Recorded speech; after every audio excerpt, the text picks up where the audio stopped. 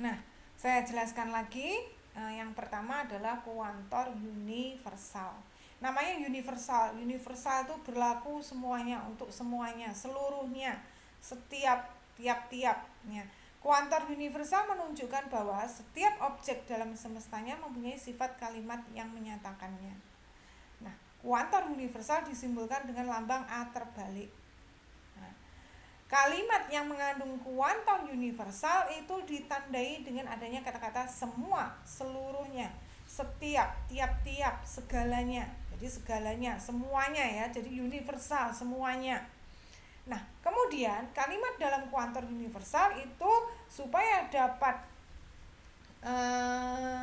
di lebih lanjut ditentukan validitasnya atau ditentukan konklusinya dari suatu pernyataan sekumpulan argumen, biasanya kemudian di dalam bentuk, sebelum dituliskan dalam bentuk simbol notasi logika, itu kita ubah dulu bentuknya ke dalam bentuk implikasi atau jika maka, sehingga contohnya bisa kita ketahui di sini. Misalkan saya punya kalimat semua manusia akan mati. Ini kalimat bahasa kita sehari-hari, bahasa Indonesia, bahasa bahasa bahasa kita sehari-hari, bukan bahasa mesin.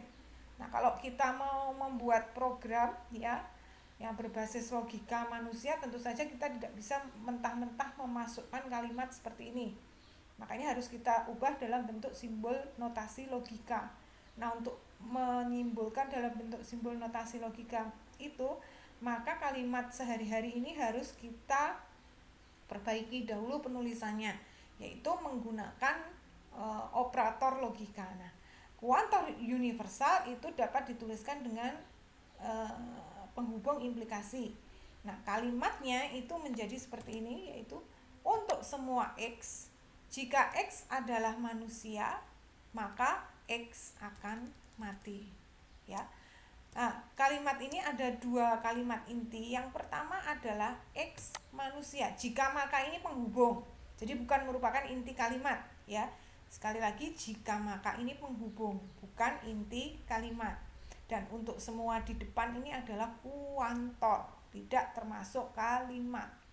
Kalimat intinya adalah X adalah manusia, atau bisa juga kita persingkat tulisannya menjadi X manusia. Kemudian X akan mati. X manusia ini kalau kita breakdown strukturnya atau kita cari struktur kalimatnya, bahwa X itu subjek, manusia predikat. Dan X akan mati, ini S-nya adalah subjek, kemudian akan mati ini bisa kita jadikan satu sebagai predikat. Sehingga kalau dituliskan dalam bentuk logika predikat, untuk semua X, sekali lagi untuk semua X ini bukan inti kalimat, tetapi ini adalah kuantor universal. X manusia, X-nya subjek, manusianya predikat. Maka dalam bentuk logika predikat, penulisannya menjadi manusia X. Predikat dulu, baru subjek. Kemudian jika makanya menjadi implikasi, dan mati X, matinya predikat, X-nya adalah subjek.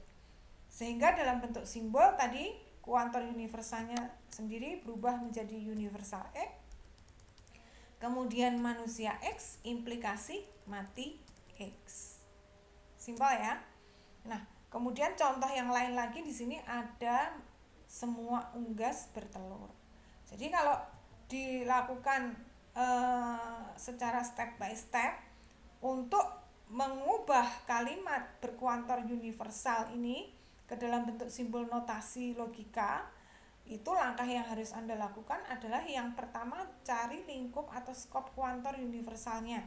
Jadi kita rubah dulu kalimat bahasa sehari-hari itu ke dalam bentuk kuantor universal, sehingga menggunakan penghubung jika maka.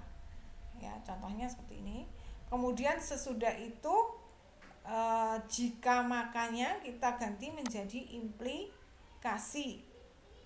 Terus beri kuantor di depannya. Ya, sehingga kalimat lengkapnya secara notasi seperti ini. Dan kalau mau lebih simpel lagi bisa kita simbolkan. Tapi ini tidak saya sarankan Anda menyimbolkan kalau Anda masih bingung dengan predikatnya, M ini tadi predikatnya apa ya, B ini apa. Maka untuk pemula saya lebih sarankan untuk menuliskan dalam bentuk aslinya seperti ini. Predikatnya tadi apa ditulis, ya kan, subjeknya apa, ya.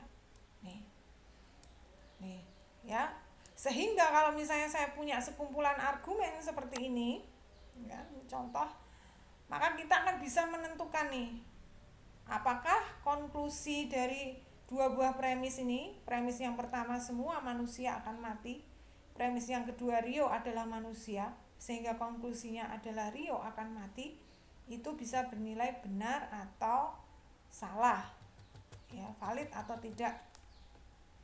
Nah, silakan Anda ikuti contoh penjelasan saya di sini, ya. Semua premisnya dirubah dulu ke dalam bentuk simbol logika predikat. Nah, di sini bisa Anda lihat dari dua buah premis ini yang harus kita tulis dengan menggunakan kuantor itu premis yang pertama, karena ada kata-kata semua di sini, semua manusia. Jadi subjeknya belum jelas. Jumlahnya berapa, manusia yang mana. Tapi kalau premis yang kedua ini itu sudah jelas subjeknya adalah Rio. Sehingga bisa langsung kita tulis di sini manusia Rio, nggak pakai kuantor. Nah, kemudian nanti kalau sudah jadi, dengan menerapkan aturan inferensi modus ponen, kita bisa menentukan konklusi ini valid atau tidak. Nah, silakan Anda baca perlahan-lahan, step by step langkah yang ada di modul. Nah, itu untuk kuantor universal.